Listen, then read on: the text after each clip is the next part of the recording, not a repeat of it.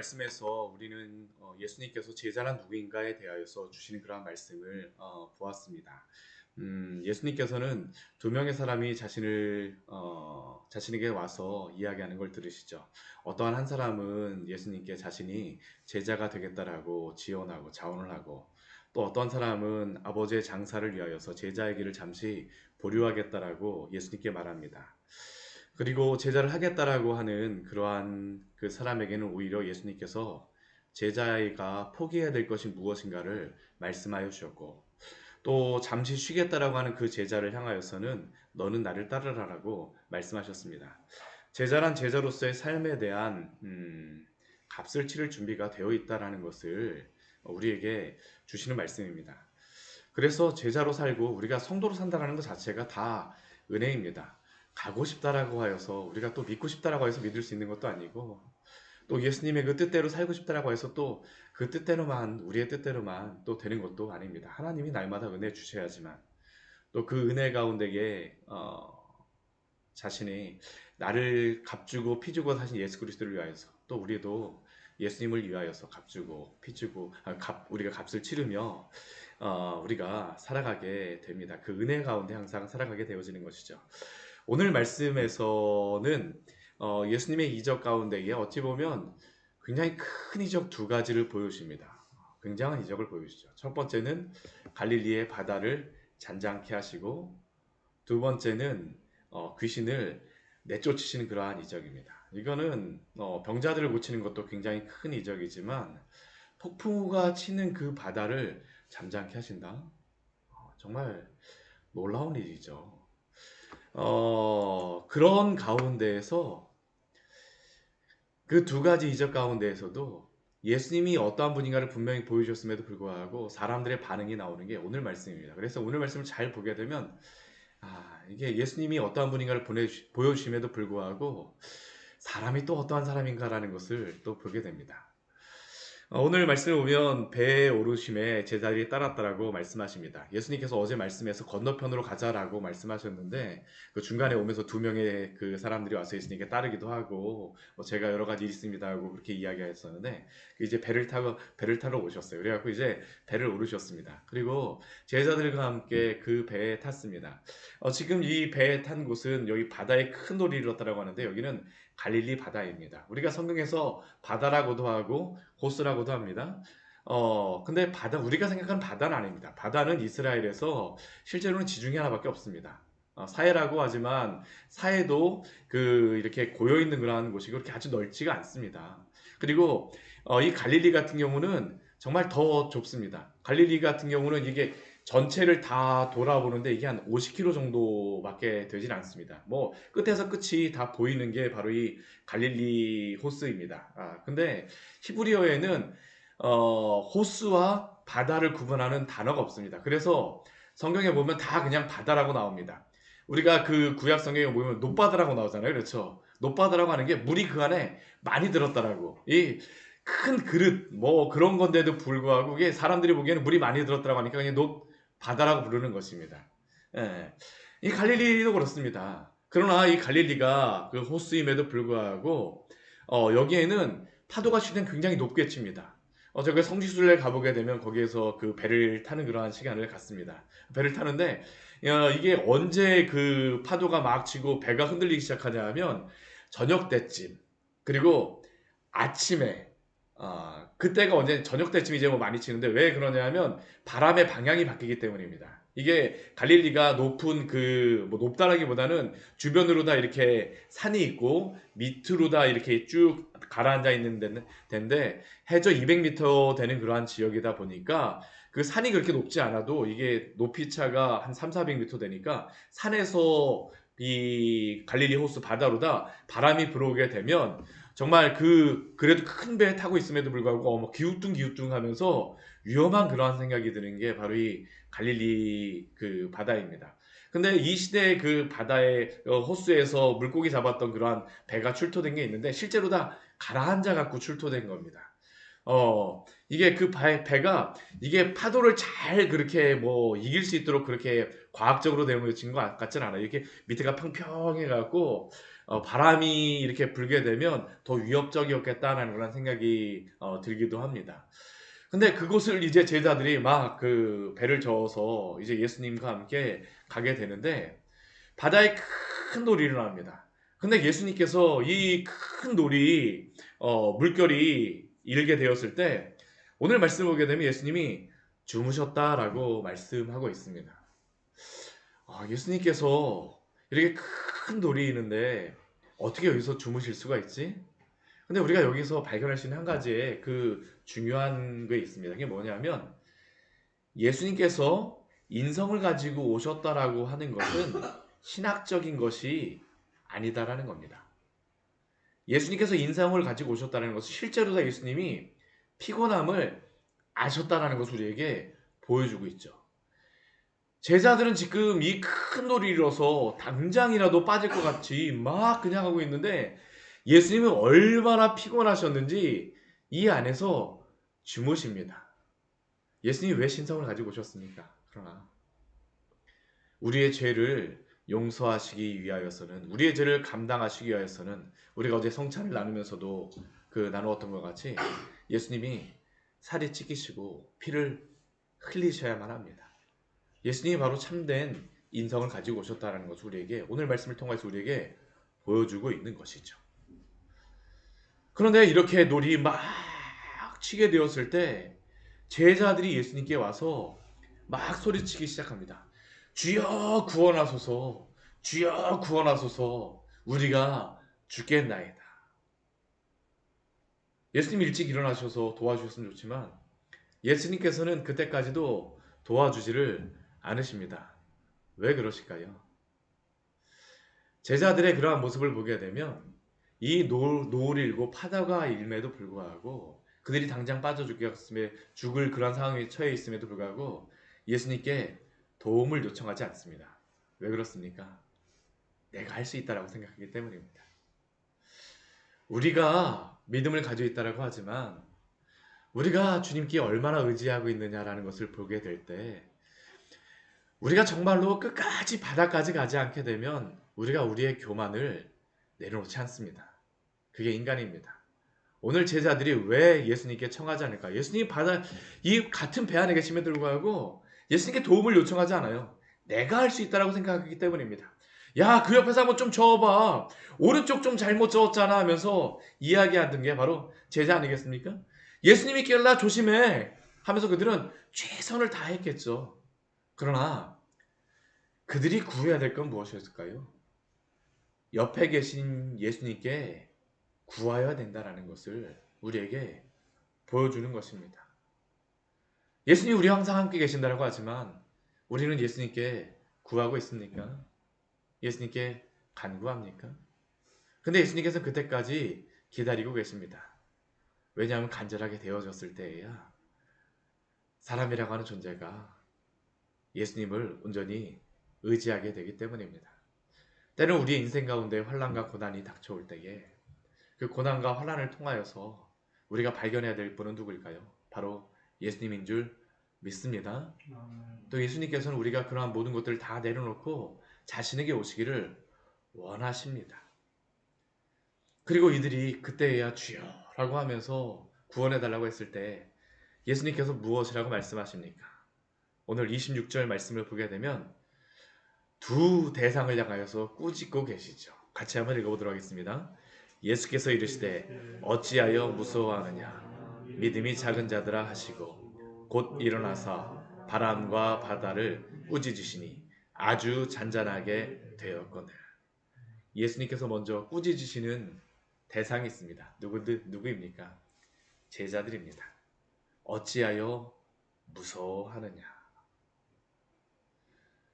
우리는 항상 무서워하는 것에 순종할 수밖에 없습니다. 제자들이 예수님을 찾지 않았던 것도 자신들이 할 수 있다라고 하는 것은 세상을 자신의 마음대로 할 수 있다는 것이고요. 사실 그것은 세상을 그만큼 의지한다는 겁니다. 내 힘을 의지한다는 것이죠. 근데 우리가 의지하고 무서워하는 대상을 어떻게 할까요? 무서워합니다. 무서워하게 되면 어떻게 합니까? 그 대상을 따르게 되어집니다. 근데 오늘 예수님께서는 제자들에게 무엇이라고 말씀하십니까? 어찌하여 무서워하느냐? 너희가 나를 신뢰하고 있느냐? 아니면 이 세상을 신뢰하고 있느냐라고 질문하고 있는 겁니다. 어찌하여 무서워하느냐? 우리가 세상을 무서워하게 되면 우리는 무엇을 따를까요?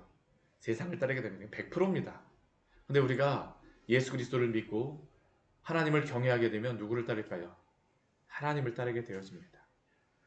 오늘 예수님께서 제자들에게 말씀하세요. 어찌하여 무서워하느냐? 분명하게 말씀하십니다. 믿음이 작은 자들아. 믿음이 없다라고 말씀하시는 게 아니라 믿음이 작은 자들아. 사랑하는 성도 여러분, 두려워하는 것들이 생겼을 때 우리 주님 의지하시기를 축원합니다. 아멘. 우리 주님께서 자신의 이름을 임마누엘로 알려주셨을 때, 내가 너희 함께 있으리라고 하셨을 때에는 오늘 말씀과 동일합니다. 우리의 인생에 함께 하시는 것입니다. 우리의 인생의 배에 함께 하고 계십니다. 그때에 주님께 부르짖으십시오. 주님을 의지하십시오. 그때 예수님께서 어떻게 하십니까? 바람과 바다를 꾸짖으시니. 이것을 통해서 우리에게 분명히 보여주시는 것이 무엇일까요? 예수님께서는 이 세상 천지 만물을 다스리시며 바람과 바다도 꾸짖으시는 분이시다라는 것을 우리에게 보여주십니다. 예수님이 어떠한 분이십니까? 예수님이 말씀하시고 하나님께서 뜻하시게 되면 아무리 북풍이 불어온다 할지라도 어떻게 될까요? 어제 말씀을 나눴던 것 같이 봄이 오는 것을 막을 수가 없습니다. 막을 수가 없어요. 하나님이 이 세상 만물을 오늘도 주관하시는 것을 보십시오. 오늘도 우리에게 보라고 말씀하는 것 아닙니까? 바람과 바다를 꾸짖으시니. 예수님이 이 이적을 행하시는 것은 내가 어떠한 분인가라는 것을 제자들에게 보여주시는 것입니다. 예수님의 사역의 가장 중요한 것은 무엇일까요? 제자 교육입니다. 제자를 세우는 것입니다. 예수님께서는 많은 무리를 세우시는 것보다는 12명의 제자를 세우십니다. 그리고 그들이 누가 됩니까? 사도가 되어지죠. 그들을 통해서 예수님께서 어떻게 하십니까? 하나님께서 어떻게 하십니까? 이스라엘 정도, 갈릴리 바다 정도에서만 복음을 전하는 자들이 아니라 전 세계를 복음화하는데 그 어부들을 사용하심을 믿으시기 바랍니다. 사람의 수가 문제가 아닙니다. 예수님이 누구인가를 알고 온전히 신뢰하고 믿는 자들이 예수님이 찾으시는 자요. 그들이 누구입니까? 제자라는 것을 우리에게 보여줍니다. 그러니까 오늘 말씀 보니까 제자들이 어떻게 할까요? 눈이 살짝 열립니다. 오늘 그 예수님이 그 바람과 바다를 꾸짖을 때에 예수님에 대하여서 반응하는 그 반응이 있습니다. 누구라고 반응합니까? 우리 27절 말씀 같이 읽겠습니다. 그 사람들이 놀랍게 여겨 이르되 이가 어떠한 사람이기에 바람과 바다도 순종하는가 하더라. 이들이 보게 되어지는 것이죠. 그러나 이들은 아직까지 마태복음 16장 16절 가기 전까지는 주는 그리스도시요 턱도 없습니다. 이가 어떠한 사람이기에. 그러나 이들은 무엇을 보았습니까? 예수님이 누구인가를 보게 되어지는 것이죠. 사랑하는 성도 여러분, 오늘 말씀을 통하여서 예수님이 어떠한 분인가를 보십시오. 그리고 예수님을 믿으십시오. 오늘도 하나님께서는 이 세상 모든 만물을 통치하시고 다스리시는 창조주요 주권자이신 줄 믿으시기 바랍니다. 오늘 하나님은 이러한 분, 예수님이 이러한 분이시라고, 또한 하나님이 이러한 분이시라고 우리에게 알려주시는 겁니다. 인성과 신성이 동시에 오늘 말씀에서 나오고 있죠. 예수님이 어떠한 분인가. 놀라운 말씀입니다. 오늘 말씀이. 그래서 이렇게 말씀하시고 나서 그 또 어떤 일이 벌어집니까? 이제 건너편에 도착하게 되어집니다. 가다라라고 하는 그러한 지방에 도착하였는데, 뭐 마가복음과 누가복음에 보면 거라사 지방이라고도 나오고 또 데가볼리라고도 말씀하고 있습니다. 이 가다라라고 하는 지역은 예수님이 직접 가고자 하는 그 지역의 도시의 이름이었었고요. 이 거라사는 그 지방, 뭐 경기도 한 이 정도의 그러한 이름이고, 뭐 데가볼리 그 거라사라 그 데가볼리라고 하는 지역은, 데가볼리가 이 지역의 이름이고요. 이 거라사라고 하는 지역이 그 데가볼리에서 가장 큰 도시가 바로 이 거라사였습니다. 데가볼리가 10개의 도시라고 하는 그러한 도시 그 이름인데요. 그 지역에 예수님이 가시는 것입니다. 그리고 그 지역에 가셨을 때에 예수님을 가장 먼저 알아보는 두 사람이기도 하고 두 존재이기도 하죠. 예, 많은 존재가 예수님을 맞으러 옵니다. 누가 맞으러 옵니까? 귀신 들린 자 둘이 나왔다라고 이야기합니다. 근데 이 둘이 어떠한 그 존재라고 이야기하냐면 몹시 사나워서 아무도 그 길로 지나갈 수 없는 그러한 존재인 것을 우리에게 말씀하고 있죠. 보통 그러한 뭐 그냥 하는 게 아닙니다. 굉장히 사납다고 이야기합니다. 예수님이 이곳에 가시니까 이 귀신 들린 자 둘이 귀신들이 나와서 하는 것이 무엇일까요? 예수님이 복음 전하는 것을 너무나도 싫어하는 겁니다. 우리가 이 말씀을 보게 되면 영적인 싸움이라는 것을 우리가 보아야 됩니다. 예수님이 복음 전하는 것을 사단이 좋아할까요? 결코 좋아하지 않습니다. 오늘 말씀에 오게 되면 예수님이 이곳을 가서 복음화하고 복음을 전하려고 하니까 어떻게 합니까? 바로 나오는 겁니다. 막는 겁니다. 영적인 싸움이 있다는 것을 우리에게 보여주고 있죠. 근데 이 귀신 들린 자 둘은 이게 놀라운 그러한 게 무엇이냐면 우리 29절 말씀 보게 되면 우리 예수님을 향하여서 이 귀신 들린 자가 와서 무엇이라고 예수님에 대해서 말합니까? 하나님의 아들이여라고 외치고 있습니다. 성경에서 보게 되면 예수님에 대해서 가장 먼저 하나님의 아들이라고 고백하는 마태복음의 존재가 누구일까요? 귀신 들린 자들입니다. 예수님의 제자는 예수님에 대해서 무엇이라고 얘기합니까? 이가 어떠한 사람이기에. 그런데 이 귀신 들린 자들은 예수님을 알아봅니다. 하나님의 아들이요. 예수님이 누구인가를 알았다라는 겁니다. 근데 여기서 우리가 놀라운 또 원리 그 진리를 한 가지 발견하는 것이 예수님을 알았다라고 해서 예수님을 믿는 것은 아니다라는 그러한 사실입니다. 하나님의 아들이여라고 이 귀신 들린 자 둘이 이야기하지만 이들은 우리가 당신을 믿겠습니다. 귀신을 쫓아내 주십시오라고 하지 않습니다. 우리가 이러한 존재입니다 하고 회개하거나 귀신이 나오지 않습니다. 무엇이라고 합니까? 우리가 당신과 무슨 상관이 있나이까라고 이야기를 하죠. 오히려 대적합니다. 우리가 예수님을 지식적으로 안다라고 해서 꼭 믿는 것만은 아니다라는 것을 알아야 합니다. 오히려 사단의 세력은 어떠합니까? 예수님의 편에 있지 않게 되면 오히려 예수님에게 대해서 대적할 수밖에 없다라는 것을 우리에게 알려줍니다. 세상의 사람들도 그렇습니다. 성경을 읽고 나 다 알아 라고 하지만 실제로는 믿지 않습니다. 왜 그럴까요? 안다라는 것이 믿는다라는 것을 의미하는 것은 아니기 때문입니다. 항상 믿음이라는 것은 무엇일까요? 제자라고 하는 것은 예수님을 믿으면 바로 제자가 되어지는 것입니다. 우리가 제자도라고 하지만 사실은 성도가 누구인가를 말씀하는 겁니다. 제자는 누구였습니까? 예수님을 믿는 사람입니다. 체정을 거기다 실는 사람입니다. 우리가 뭐 잘 아는 그러한 뭐 목사님들이 여러 번 비유로다 하거나 뭐 그러한 것 중에 뭐 이러한 예화가 있지 않습니까? 어떤 사람이 큰 낭떠러지에다가 밧줄 이렇게 딱 메워놓고 거기에 이제 자전거를 타고서 막 가고 있는데 서커스를 하면서 가고 있는데 거기에 이제 건너가면서 막 자전거를 잘 타고 가니까 사람들이 밑에서 막 박수를 치면서 그 막 환호하고 그러면서 사람들에게 제가 이 길을 무사히 건너갈 줄 믿습니까? 하니까 그 밑에 사람들이 아 믿습니다. 내가 다시 이곳을 다시 건너가도 잘 건너갈 줄 믿습니까? 하니까 다 믿습니다 하는데 그 서커스 하는 사람이 밑에 있는 사람들한테 물어봅니다. 그러면 저를 믿으시게 되면 저와 함께 이 자전거를 타실 분은 타십시오. 누가 거기에 타겠습니까? 믿는 사람입니다. 체중을 실는 사람이죠. 우리가 예수님을 믿는다라고 하는 것은 우리의 체중을 실는다라는 겁니다. 지식이 있다라고 해서 예수님을 믿는 것이 아니죠. 오늘 이 뒤에 보게 되면 예수님이 귀신을 쫓아내십니다. 쫓아내시니까 어떤 일이 벌어지게 됩니까?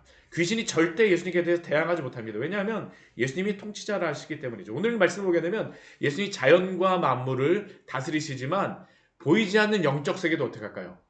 다스리시고 통치하신다는 것을 보여주시는 게 바로 오늘 말씀이야. 놀라운 이적을 보여주시는 것이죠. 이 자연 만물뿐만 아니라 보이지 않는 세계까지 우리가 앞에서는 병도 치료하시는 분으로 보여주시지 않으셨습니까? 예수님께서 모든 것들을 다 다스리신다는 겁니까? 이 10가지를 통해 예수님이 어떠한 분인가를 보여주십니다. 예수님이 이렇게 말씀하신 거 어떻게 합니까? 그 귀신들이 거기에 있지 못하고 다 그 돼지 떼에 들어가서 도망가게 되죠. 가라 하니까 다 그 돼지 떼에 들어가서 귀신들이 어떻게 합니까? 물로 들어가서 몰사하였다라고 이야기합니다. 그리고 이러한 소문이 어떻게 합니까? 이 돼지 떼를 치던 사람들이 이 소식을 듣습니다. 그리고 그 마을 사람들에게 가갖고 이 일을 다 알려주게 되죠. 그래서 사람들이 이 이야기를 듣고 예수님이 어떠한 분인가를 알려고 오게 됩니다. 우리 34절 말씀을 보게 되면 귀신 들린 이를 고하니 온 시내가 어떻습니까? 예수를 만나려고 나가서 보았다라고 말씀합니다. 그런데 그 결과가 무엇일까요? 예수님을 믿고 구원받았다라고 말씀하고 있습니까? 아닙니다. 그 지방에서 떠나시기를 간구하더라. 이 말씀은 무엇을 우리에게 보여준 것일까요? 기적을 보았다라고 해서 예수님을 믿는 것도 아니다라는 겁니다. 우리는 이적을 보여주십시오. 기적을 보여주십시오 하지만 사실은 기적을 보여준다라고 해서 그 믿음이 있는 것이 아닙니다. 우리가 극명하게 이것을 볼 수 있는 게 무엇일까요? 출애굽에서 홍해를 건넜음에도 불구하고 3일이 지나자 이스라엘 사람들은 물이 없다라고 원망하고 불평하기 시작합니다. 그 많은 물을 가르시는 기적을 보였음에도 불구하고 당장 내가 먹을 물 요만큼 물이 없다라고 하나님을 원망하게 되는 거죠. 이적을 보았다라고 변화되는 게 아니다라는 겁니다. 믿음이란 무엇입니까? 지식도 아닙니다. 믿음이란 무엇일까요? 기적을 보았다라고 생기는 것도 아닙니다. 하나님이 오늘도 은혜를 주시고 붙잡아 주셔야지만 그 눈도 띄어지게 되고 주님을 믿게 된다는 것을 우리에게 보여줍니다. 오늘 예수님은 자신이 누구인가를 우리에게 보여주십니다. 무엇을 말씀하실까요? 예수님을 믿으십시오. 또 예수님을 신뢰하십시오. 그분께 체중을 실으십시오.